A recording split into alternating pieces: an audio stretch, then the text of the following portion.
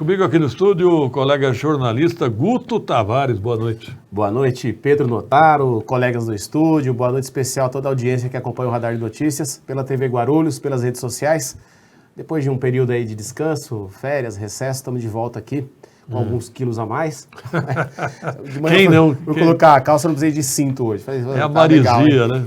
A maresia encolhe a roupa. Exatamente. Quais as novidades? Foi uma virada de ano bastante movimentada, né, Pedro? Enfim, falecimento do Pelé, posse do Lula, depois faleceu o Papa Bento XVI. E para começar, na primeira semana do ano, esses atos aí que aconteceram lá em Brasília, no Distrito Federal. Inclusive, o Alexandre Padilha dava uma entrevista no Roda Viva na segunda-feira e comentou que havia atos semelhantes em curso aqui no aeroporto de Guarulhos, que foram coibidos pela inteligência da Polícia Federal, assim como também em algumas refinarias no Rio de Janeiro e em outros locais. Em Guarulhos também, nós temos lá no Jardim Santo Afonso, né? A Polícia Militar estava de prontidão. Nós tivemos algumas linhas de transmissão de energia derrubadas no norte do país. Hoje, né? Hoje. A polícia está investigando.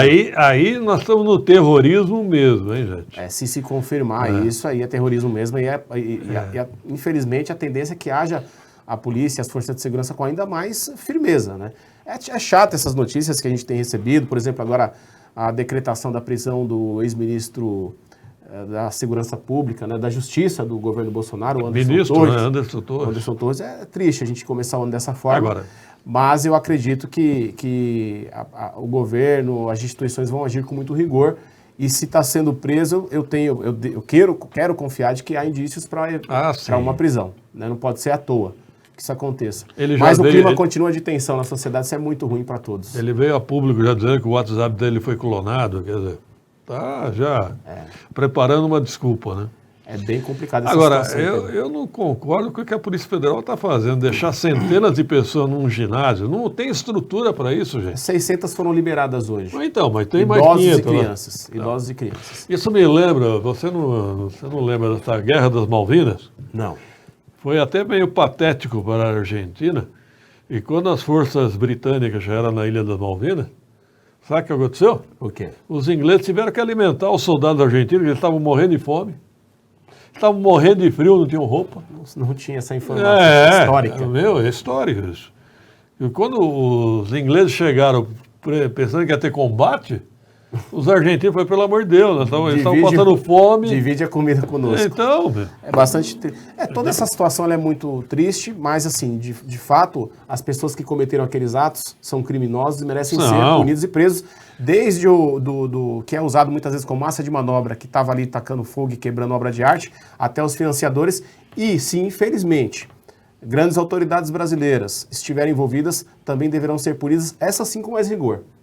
Porque a democracia é inegociável no país, né? E eu tenho certeza também, Pedro, que eu fiz algumas postagens, deu muita repercussão, muitas pessoas questionando. Eu tenho certeza que a imensa maioria das pessoas de direita, conservadores, até dos eleitores do Bolsonaro, não concorda com esse tipo de atitude que aconteceu no domingo. E quem concorda com isso está sendo conivente com a barbárie, com o vandalismo. Seja de direita ou de esquerda, viu? Nesse momento é uma situação que está tratando aqui a direita, mas a esquerda já agiu assim também. A gente sabe que não nessa magnitude.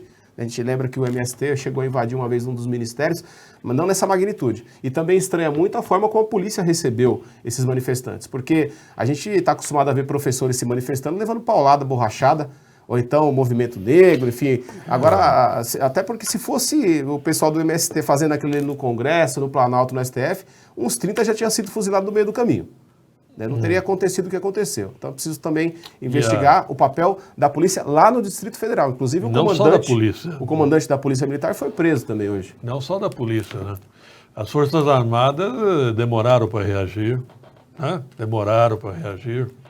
E também, até que ponto nós podemos classificar isso terrorismo ou vandalismo, né? Eu classifico como vandalismo. Não diria que é terrorismo. Era vandalismo. É vandalismo. Por sorte, não tivemos nenhuma morte. Por sorte. Porque a versão tupiniquim aqui da invasão do Capitólio, a gente é mais tranquilo. Lá tiveram mortes, aqui não teve morte. Pessoal, assim, é o que as pessoas têm que entender, esses radicais que pregam esse tipo de coisa, não há condição alguma de haver um golpe no país. Um dos aspectos é assim, a comunidade internacional, os Estados Unidos é contra. Já falou, se tiver, vai lá e derruba. Se vão estar arrumando problema com a gente. Então não adianta, cara. Não só os Estados Unidos, Rússia, China, com a comunidade europeia, ninguém apoia. Esquece. Eles querem dar um golpe com quem? O apoio do Afeganistão, só se for.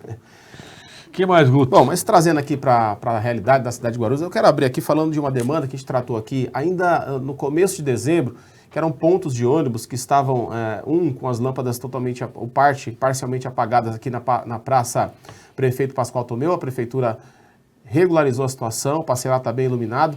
O Rafa tem umas fotos aí do ponto que fica ali na Joaquina de Jesus, lá no Tabuão. Se a gente gravou lá em dezembro, esse ponto ele estava quase caindo, ele foi interditado no dia seguinte.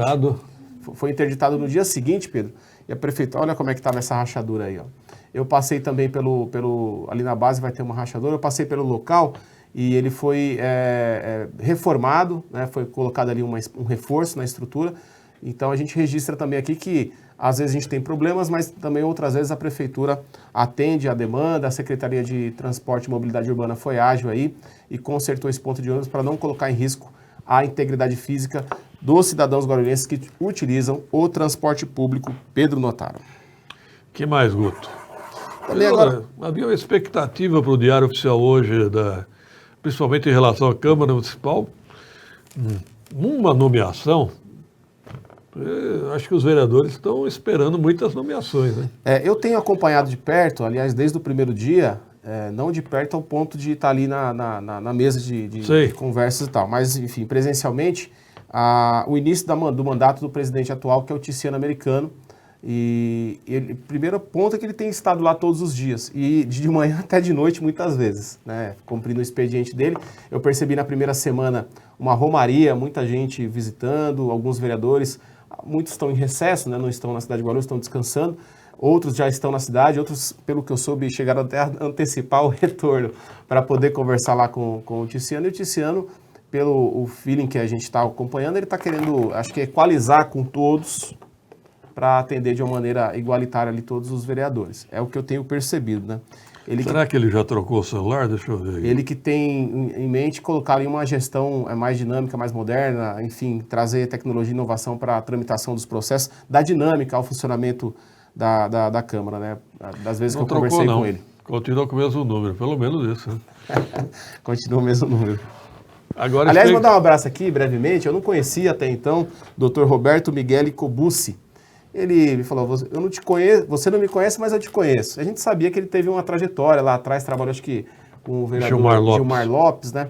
E aí americano. Eu fiquei até meio sem jeito, porque ele é uma pessoa que tem muito mais experiência e idade do que eu, para não dizer. Não, eu te conheço de onde? Da televisão, lá do Radar de Notícias. Então, obrigado pela audiência. Ele acompanhava. Aí ele disse que chegou um dia em casa e comentou com os filhos, tá vendo esse rapaz aí? Eu conheço ele, trabalha lá comigo, trabalha com a gente lá. Os filhos dele, é verdade? Então, mandar um abraço para ele, é uma pessoa muito gentil. Desejar sorte a essa gestão que está se iniciando. Muito discreto ele, né? Bastante. Que mais, Guto?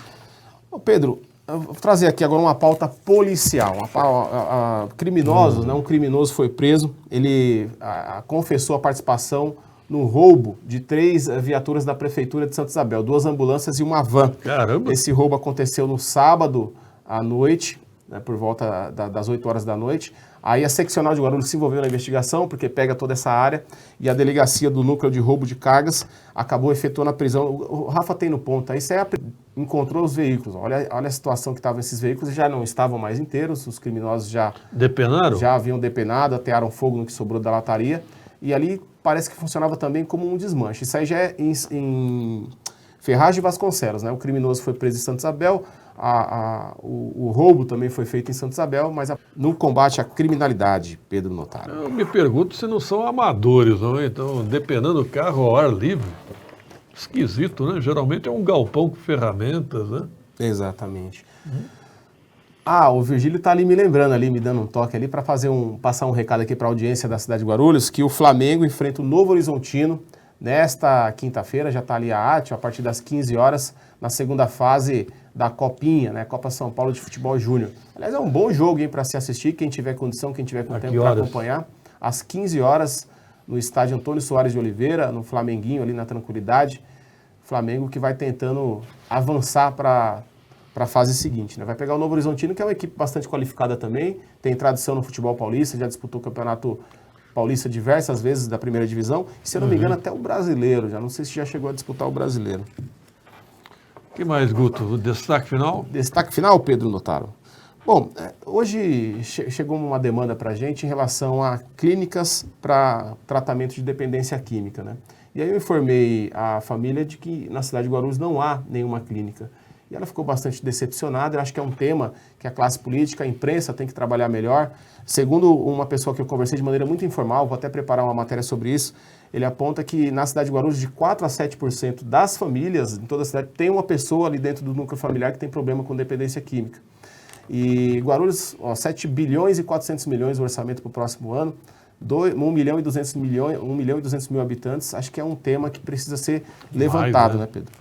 Tem 1 milhão e 400 mil habitantes. Infelizmente agora, não tem. Eu me lembrei que a Fran Correia chegou a doar uma área para a Prefeitura de Guarulhos. Eu vou levantar isso, como é que está isso, vou levantar essas informações. A área foi doada.